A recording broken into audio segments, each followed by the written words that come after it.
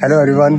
जैसा कि आपको मालूम है, पिछले कुछ दिनों से जो अपनी क्लास है वो हो रही है इजिप्ट से। और इजिप्ट से कल हमने जो हमारी क्लास करी वो गीज़ा से करी, राइट। तो पीछे भी आप देख सकते हो ग्रेट पिरामिड ऑफ गीज़ा है और उसी के बारे में हम लोग बात करेंगे। काफ़ी सारे हिस्टोरियन, आर्कोलॉजिस्ट, काफ़ी लोगों से मैंने बात करी थी और फाइनली जो है वो गीज़ा के बारे में काफ़ी चीज़ें पता लगी, पिरामिड के बारे में पता लगी, जो कि बहुत कम पब्लिक डोमेन पे कई जगह पे गलत अवेलेबल है, कई जगह पे बहुत सारी मिस्ट्रीज अवेलेबल है। तो वो सब हम लोग डिकोड करेंगे इस वीडियो के अंदर, राइट। तो पहले मैं इजिप्ट के बारे में थोड़ा आपको बताता हूँ। इजिप्ट आपको जैसा मालूम है कि मेडिटेरियन और रेड सी के कोने में आपको देखने को मिलता है।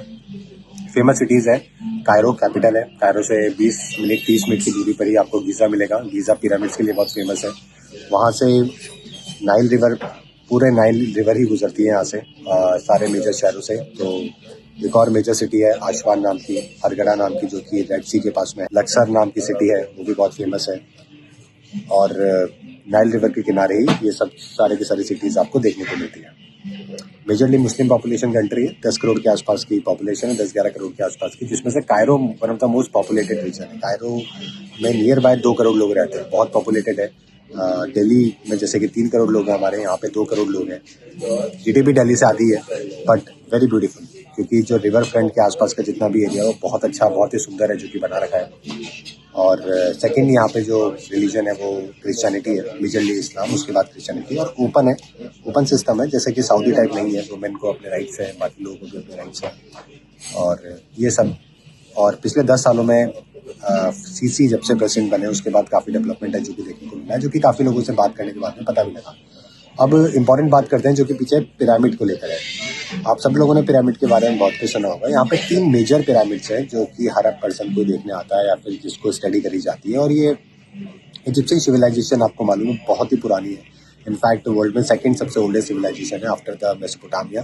मेसोपोटामिया नियर बाय 4,500 साल पुरानी मानी जाती है, ज़्यादा। इनफैक्ट 4,500 बीसी के आसपास मानी जाती है। ये 3,500 बीसी के आसपास मानी जाती है। फिर हमारे इंडस वैली सिविलाइजेशन आती है, वो आती है हमारे 2,500 बीसी के आसपास। हम लोग उसको पढ़ना स्टार्ट करते हैं। अब जब 3,500 बीसी पुरानी सिविलाइजेशन है तो बहुत कुछ देखने को मिलता है यहाँ पे। और मेजर जो सबसे बड़ी चीज़ है वो है यहाँ के पिरामिड्स, राइट। तो पीछे की साइड आपको जो ये पिरामिड 2 नज़र आ रहे होंगे, एक्चुअली में 3 पिरामिड्स हैं। और ये पिरामिड्स 2,500 बीसी के आसपास बनाए गए थे, नियर बाय 4,500 साल पहले है जो कि बनाए गए थे। और बहुत बड़ी मिस्ट्री है इन पिरामिड्स को। ये जो 2 पिरामिड्स आपको पीछे नजर आ रहे होंगे ना, ये एक जो बड़ा पिरामिड है इसको the great pyramid of Giza कहते हैं। मैं आपको थोड़ा दिखाता हूँ उसको पास से।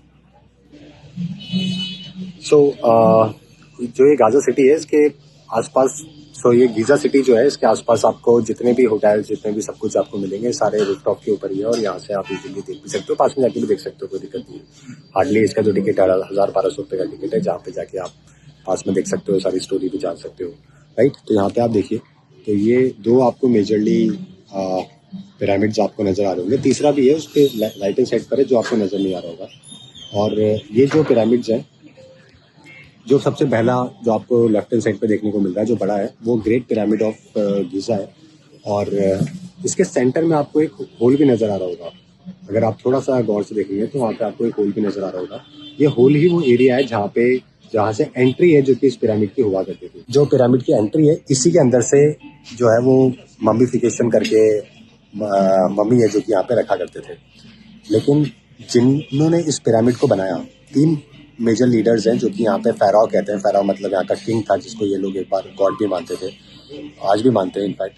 तो वो 2,500 साल पहले के टाइम पे इन्होंने बनाया था। और सबसे पहले जिन्होंने बनाया था ग्रेट पिरामिड ऑफ गीज़ा, ये किंग कोफू है, उन्होंने इसको बनाया था। तो किंग कोफू काफ़ी फेमस यहाँ के रूलर रहे। और कितने टाइम तक उन्होंने रूल किया ये कुछ इसके बारे में जानकारी नहीं है, 20-30 साल, 50 साल के आसपास, है ना। सेकंड उनके बेटे हैं जो कि उनके सन थे।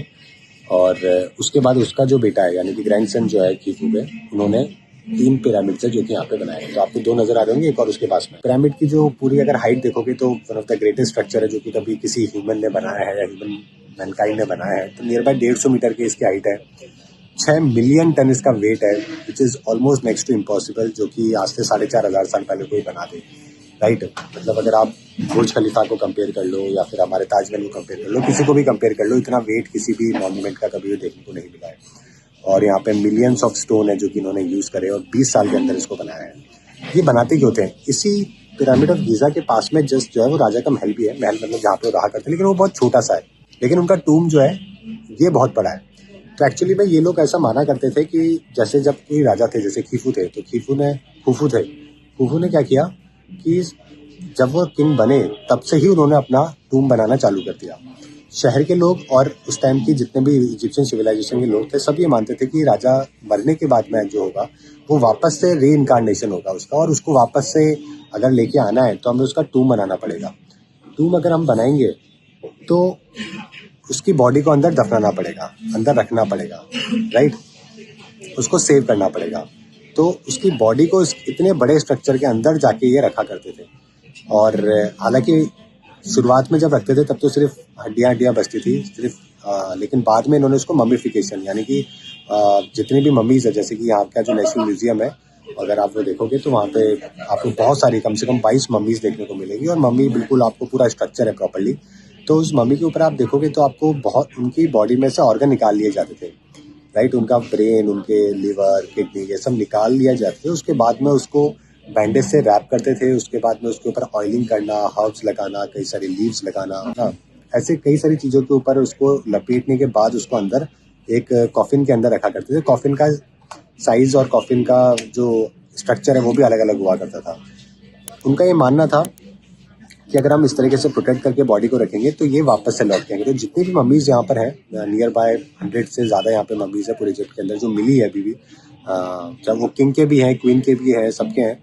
और ये सब जो है वो इसलिए किंग और क्वीन के ही हैं मेजरली, बिकॉज यहाँ की जनता को, यहाँ के लोगों को ऐसा लगता था कि किंग वापस से लौट के आएंगे। तो इसलिए ऐसा ये स्ट्रक्चर है जो कि यहाँ पे लोग किया करते थे, क्योंकि आफ्टर लाइफ के ऊपर ये काफ़ी बिलीव किया करते थे। जितने भी यहाँ पे जो पिरामिड्स हैं, आपको इसमें से मेजरली 3 ही पिरामिड्स हैं जो कि बचे हैं। बाकी बहुत छोटे छोटे पिरामिड्स हैं जो कि अब बचे नहीं है, किसी न किसी वजह से वो सब खत्म हो गए, क्योंकि 4500 साल के बाद में यहाँ पे बहुत सारे लोगों ने कॉन्कर किया। जैसे कि यहाँ पे ग्रीस ने भी यहाँ पे अटैक किया, रोमन ने भी किया था, अलेक्जेंडर ने भी अलेक्जेंड्रिया शहर बना था यहाँ पे। उसके बाद में अरब्स ने भी किया, टर्कीज ने भी किया, फ्रेंच रूल भी रहा, ब्रिटिश रूल भी रहा। ओके, बहुत लोगों ने यहाँ पे कॉन्कर किया, बहुत लोगों ने इस एरिया को अपना खुद का पार्ट है जो कि बनाया था। तो यहाँ पर भी ऐसा माना जाता है कि ये जो खुफू के और जो बाकी उनके सन और उनके जो बेटे हैं, उनका जो ये पिरामिड बनाया, इसके अंदर भी उनकी बॉडी हुआ करती थी, लेकिन जस्ट आफ्टर द इन्वेजन ये सब चीज़ें निकाल ली गई, कहीं चोरी हो गई, निकाल ली। क्योंकि जब वो लोग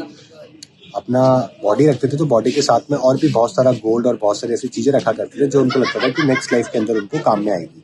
तो इसलिए वो सब स्टोर करते थे विद द बॉडी। तो वो सब चोरी हो गई तो फिर यहाँ से भी वो स्ट्रक्चर जो कि निकाल दिया गया। लेकिन बहुत जगह पे काफ़ी लोगों ने सेव कर लिया, तो इसी वजह से मम्मीज़ यहाँ पे आपको देखने को मिलती है, जो कि नेशनल म्यूजियम के अंदर उन्होंने रख रखी है।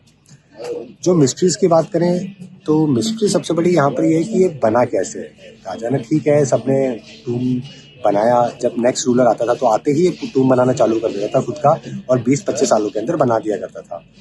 और ये जो सारे पत्थर हैं ये भी लाइमस्टोन है, बहुत दूर से मंगवाए गए हैं, 20 किलोमीटर, 50 किलोमीटर, 100 किलोमीटर शहर जो है आसमान, वहाँ से भी इनको मंगवाया गया है। तो इतनी दूरी से ट्रैवल करें, जबकि उस टाइम पे कोई ऐसा इक्विपमेंट नहीं था, कुछ भी ऐसा नहीं था कि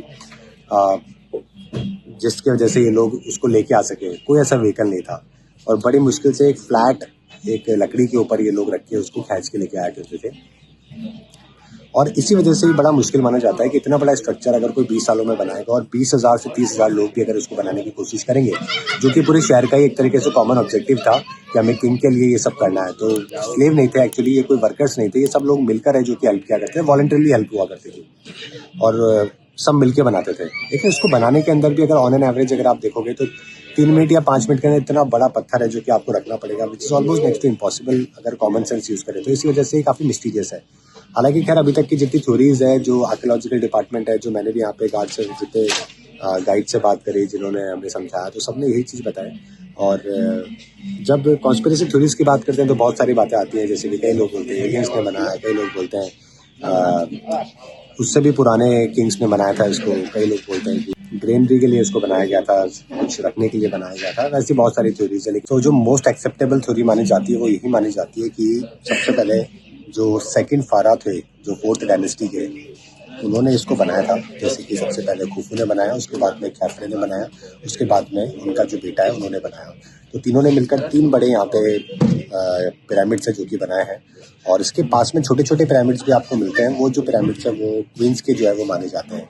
मेजरली ये सारे स्टार्टिंग में, और ऐसा भी माना जाता है कि यहाँ पे क्या इन किंग का क्या ममीफिकेशन हुआ था। क्या ममीफिकेशन जो कि प्रोसेस होता है मम्मी बनाने का, ताकि प्रोटेक्ट कर सके उनके बॉडी को, सो दैट उनको आफ्टर लाइफ में सब कुछ चीज़ें मिल सके जो कि उन्होंने अभी ली है, वो प्रोसेस माना जाता है। तो वो ऐसा नहीं था, यहाँ पे वो सब चीज़ें नहीं मिली। इसके बाद के जो रूलर्स थे उनका ममीफिकेशन जो कि किया गया, जो कि आपको ग्रेट जो यहाँ पे नेशनल म्यूजियम है इजिप्ट का, वो वहाँ पे आपको मिलेगा, कायरो के अंदर है वो, वहाँ पे देखने को मिलेगा। और साथ में जो मेजरली मम्मीज आपको देखने को मिलते हैं, जो बड़े किंग्स के जो देखने को मिलते हैं, वो रैमसेस है। रैमसेस 1, 2, 3, 4 ऐसे करके टोटल 8, 9 तक रैमसेस है। उनके आपको मेजरली मम्मीज है, और उनके साथ में फैमिली जो है, उनके जो बच्चे रहे, उनकी जो वाइफ रही, उन सब के मम्मीज आपको मेजरली देखने को मिलते हैं, जो कि नेशनल म्यूजियम ऑफ इजिप्ट के अंदर देखने को मिलेंगे, जो कि कायरो के अंदर है। So this is it. Hopefully आपको गीज़ा के जो पिरामिड्स हैं, जो उनके बारे में सारी इन्फॉर्मेशन मिल गई होगी। जितने भी मिस्ट्रीज़ हैं, जितने भी कॉन्स्पिरेसी थ्योरीज हैं, वो सब साइड में रखो। मोस्ट इंपॉर्टेंट यही है जो मैंने आपको बताया। और यहाँ का आर्कियोलॉजिकल डिपार्टमेंट हो, चाहे हिस्टोरियंस हो, चाहे यहाँ पे गाइड हो, चाहे लोकल पॉपुलेशन हो, सभी इसी चीज़ के अंदर बिलीव करते हैं कि किंग खुफू ने और उनके बेटे ने इसको बनाया है, और 20 से 25 साल के अंदर बनाया। और जैसे तैसे करके कई तरीके से काटते हुए, और कई सारे टूल्स जो यूज़ किया करते थे वो सब भी यहाँ के म्यूजियम के अंदर रखे हुए हैं। सारे प्रॉपर्ली इन्होंने एविडेंसेस इकट्ठे करे हुए हैं कि कैसे लेके आए थे, कैसे बनाया था।